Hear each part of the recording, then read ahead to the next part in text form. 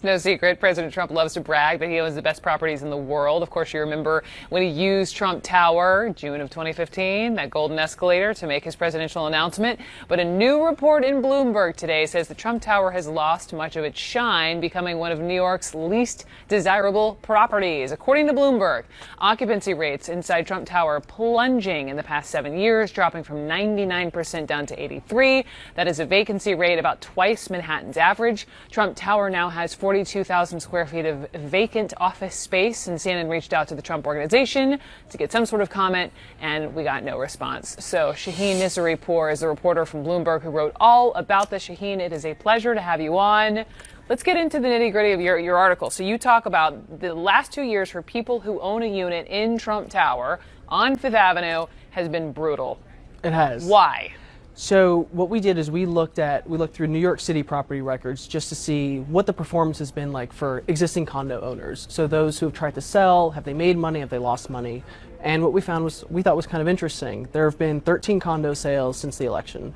Of those, there are 9 where you could see what the seller originally paid for the condo. And of those 9, 8 of those sellers lost money with their investment in Trump. Wow.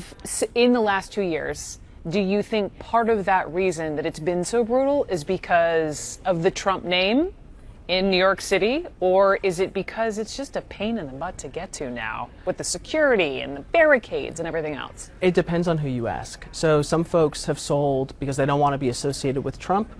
Some buyers aren't looking to buy in Trump buildings because of Trump, and so those are mostly political reasons. He's very divisive, as you very well know.